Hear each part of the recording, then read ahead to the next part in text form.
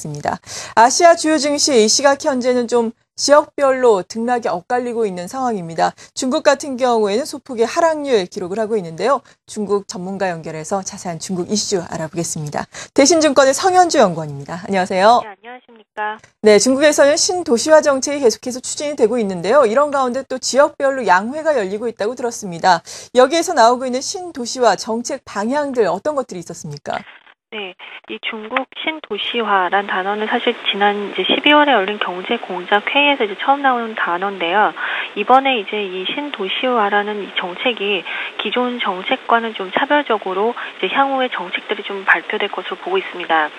기존에는 사실 그 도시화 정책이라는 단어는 없었지만 이제 2002년 후진타오 새 정부 정권 교체 이후에 내수 확대라는 정책 기조하에서 동부연해를 중심으로 한 이제 인프라 투자가 확대되는 이런 모습들이 보였는데 이번 그 시진핑 신정부의 이 신도시화 정책은 이전과는 달리 1선, 2선 도시, 그리고 3선 도시와 중서부 지역 이렇게 두 부분으로 나누어서 좀 진행될 것으로 보고 있습니다. 따라서 한 단계 좀 업그레이드된 도시화 정책이라고 보시면 되고요.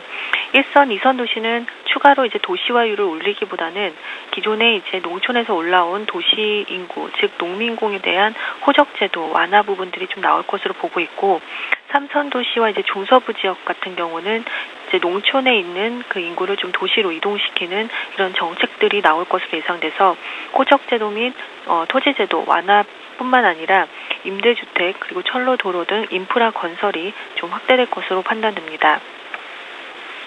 신도시화 정책을 바탕으로 또 지방정부의 양회에서도 이러한 내용들이 논의가 되고 있다라는 소식인데 구체적으로 어떤 내용들이 나왔나요? 네, 지난 15일부터 31일까지 이제 지방정부 양회가 개최되고 있습니다. 우선 가장 먼저 열렸던 이 심천 지역의 이 지방정부가 1년에 이제 정책들을 좀 내놨습니다. 그래서 18일 날 토지개혁 및 호적제도 완화 정책들이 좀 나왔는데요.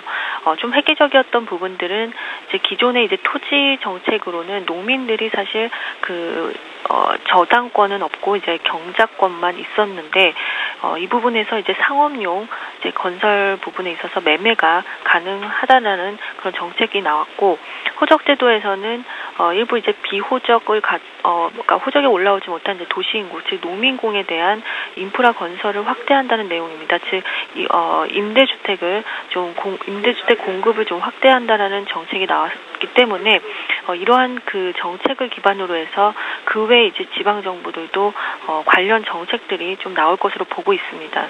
이런 정책들은 통합적으로 3월 초에 열리는 전인대에서 이제 전인대 이후에 구체적인 이제 방안들이 나올 것으로 기대되고 있습니다. 지금까지 대신증권의 성현주 연구원과 함께 중국의 이슈 알아봤습니다. 감사합니다.